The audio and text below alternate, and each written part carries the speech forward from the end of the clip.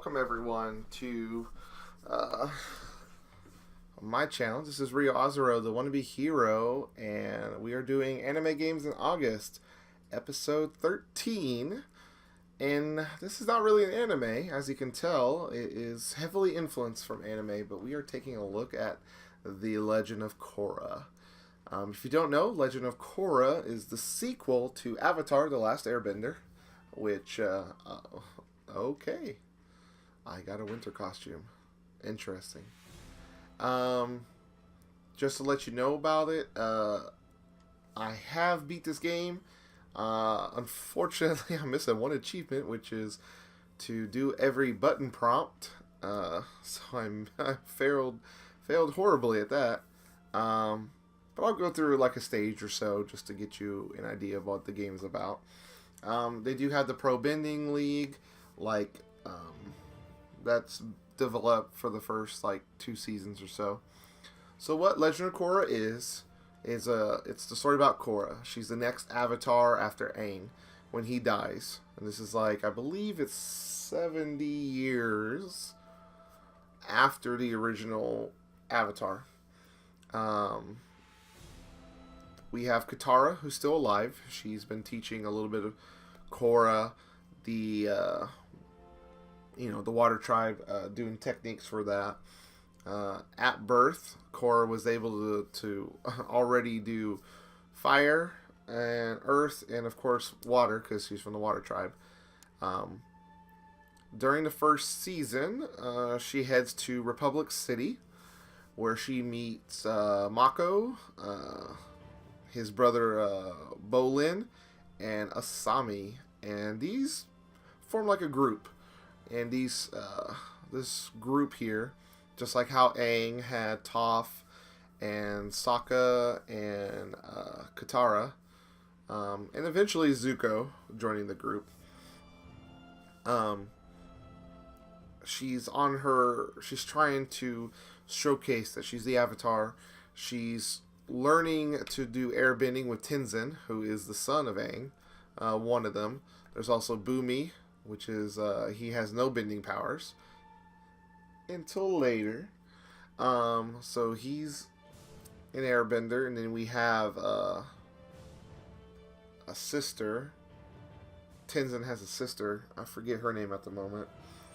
But she has water power, or she's a waterbender. So during the first season, it's all about Amon. Amon is this equalist. He wants everyone to be equal. He has the ability to take away people's bending, and people don't know why. Why can you take away bending when you are this, horrible dude? And what's your deal? And yeah, it's kind of crazy what's going on with that, but eventually it seems that over time you get to find out who Amon is, what's his deal, and it goes from there. The second season deals with the spirit stuff. I'll skip these. What the spirit stuff. See, I have everything maxed, and if you have a certain thing, a combination of items, it just makes it go so much easier. I'm supposed to collect spirits of water. Collect. Oops, I think that was Pema's favorite. Let's do this. Yeah, as you see here on my bottom, so everything's pretty much maxed and all that. You can choose which one you want. Probably the best one is fire, because you teleport to people. And you can, like, dodge, and nope, just be like, okay, I'm just going to.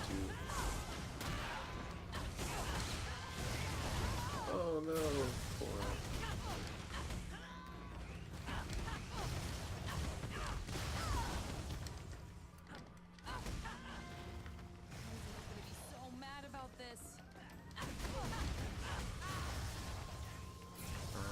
Get this robot.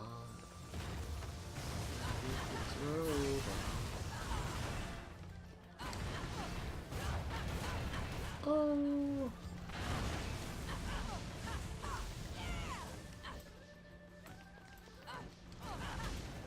Ah, destroyed it. So, second season, she goes with her uncle, and her uncle tells her that she needs to change her ways and learn about the spiritual aspects, because Korra is honestly fed up with Tenzin's teaching about airbending. She feels that she's at an impasse and that she's already been a master and she needs to, you know, basically do her own thing. So find out that due to the spiritual, she learns more about the spiritual way, about what's going on. See, these chests deal with which element. So, she goes, Bolin becomes a star in the movies. You meet Varric, who is awesome, honestly one of the probably best characters that ever came out of Korra. He's an inventor.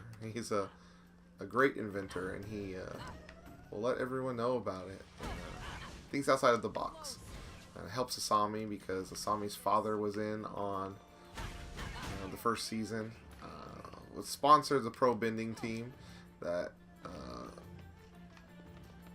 Korra and Bolin and Mako were on, but secretly he was upset that Benders killed his wife, Asami's mother, so he has lots of deep-seated hatred. I think that was Pema's favorite. So, third season is we meet Zahir, who is an airbender. Basically, Korra in the spiritual world. And I believe this is where you meet Avatar Wan, who was the first Avatar, who went around to the lion turtles and got the permission and fought to become,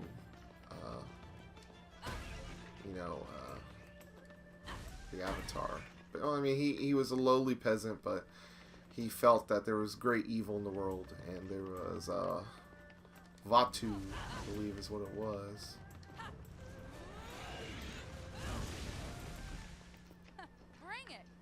Oh, that's a taunt. I don't know where this fourth one is, guys. I'm gonna find it, and it's gonna be horrible where I find it. So if I find it down here, I'm gonna be mad. Where is it? No. See, because I jumped across, jumped up top. What's it? Oh, is there another one back there? Oh, I saw treasure. I don't really care about treasure. Can't go up there. Went over here, destroyed the robot. Went up top, got that one. Is there more back? Okay. Go check back here more. Or down here. Yeah, down here. I can feel my Woohoo! energy coming back. Korra learns water bending, but I've already learned it, so. I got my water bending back.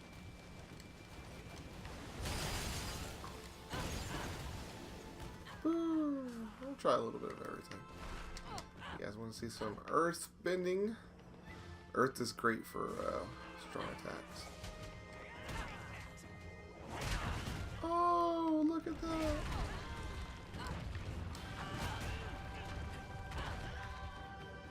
Woohoo! Knock that dude away. So, Zahir has his group of people he rescues. And they go after Korra. And after the third season, Korra is pretty much broken. She feels that, I've been freaking Avatar. I should have done more than this. you know, I should... Oh! Let's do some air. You got some air? Woo! Combos! Combos! Combos! Yeah. That Fun. old man is trying to stop me with those barriers. And so, with Korra as entering an underground fight tournaments, thinking that maybe this will help cure her of what's been, you know, deep inside of her, that, you know, can she really do this? Can she really be the Avatar? Over time, she meets an old friend of Aang's, Toph.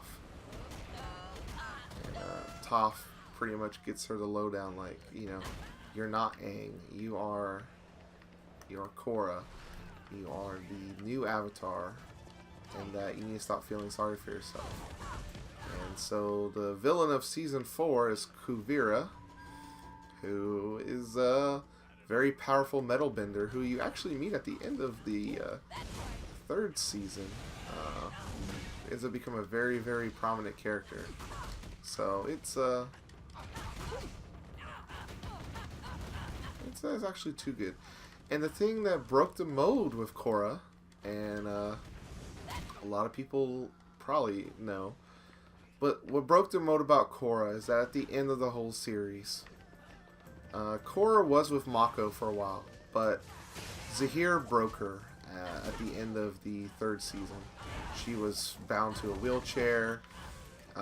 She was so scared of everything around her that she just gave up. And it took a lot for her to come back and actually, you know, be around her friends again and not feel like she was, you know, honestly dead weight. And one person who was there for her was Asami. As it was stated in the 1st season, you know, Korra, she's always been around these guys, you know, training, you know, people who have been training her, not anyone who was a friend. And so when Asami came around, she was the first female friend that Korra ever had. And a while, Korra dated Mako, and everything seemed to go well for that. But then after a while, it was just, it was different. Mako grew apart as he became part of the police force. He wasn't who he The temple's been invaded. he wasn't who he was anymore.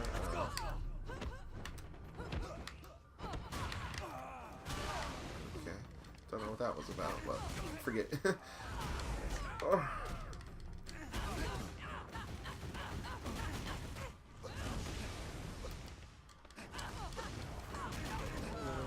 This that I have to do. Triads and chi blockers working together? What is going on?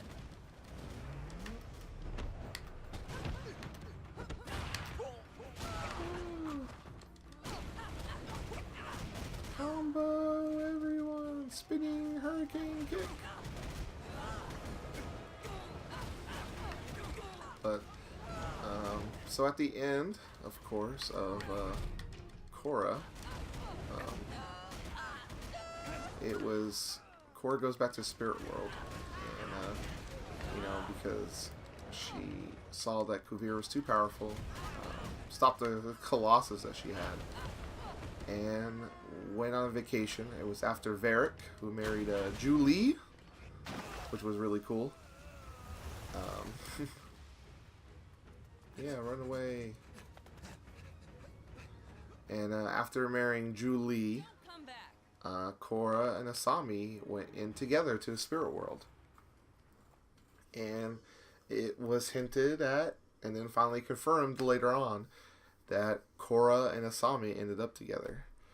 And it was honestly a very natural progression between these two characters. Kuvira, or Asami, was all about her father's empire, taking it over, honoring her mother, and was so bogged down. You know, she had a thing for Mako too, but then over time she was worried about the business, and she forgot the small things, except for Korra. She would write her when she was devastated after Zahir, and just felt downtrodden, and, you know, became, you know, we're great friends with her. And then her father died at the end of season 4, protecting her. And so she was at a loss. You know, she was doing everything for her father, but now I think afterwards she thought, I need to do something for myself, and acted on her feelings for Korra. And Korra, ever since season 1, said, I've never had a female friend. And after Mako pretty much blew her away, and then probably the devastation that was caused by Zahir, Asami was there for her. Asami wrote her letters that were comforting. Bolin did too. He talked about scenes and stuff. Mako made his police reports. And it was a natural progression. It was really something revolutionary, I think. A lot of people were like, is this really hit? Is Korrasami real? And it was. And I think it was just a natural progression that these two people who were loners, who honestly were fought, for different reasons. Korra, everyone looked to her because she was the avatar, the savior of the world. And that was a big burden for her to bear. And then you have Asami taking over Sato Industries and trying to bring it back on its feet, and how much work and effort she had to go back into making the name for herself and her father's company synonymous with, we're good guys again. We're not bad guys like my father who helped, Amon in the first season. So Legend of Korra, if you haven't watched it, is a great series. Avatar: The Last Airbender is also an awesome series. They are both great. This may not be an anime, but it's definitely heavily anime inspired. So I hope that if you get a chance, pick up this game. It's on Xbox One. It is relatively cheap. Achievements are not that bad. I just have to eventually go back through the game and follow all the prompts because I missed them when I was playing it the first time, but I really wanted all my powers, and I would have to go do all these missions over and over again, and then beat it on hard, and all that, and it's just a whole lot. But pretty much I summed up the Legend of Korra series. It was great. Lots of ups and downs, 4 seasons long. Avatar was 3, but it tied it up nicely. And they're all available from Nickelodeon on DVD and Blu-ray. I got the Blu-ray. Blu-rays have cast commentary, which are awesome. Very amazing. So, again, this is Rio Azuro, the Wannabe Hero, for episode 13 of Anime in August. Join us tomorrow where we look at someone's hunger, their appetite. And we revisit J-Stars, so you might know who I'm talking about. So, again, join us tomorrow. And so, everyone, until next time, peace out.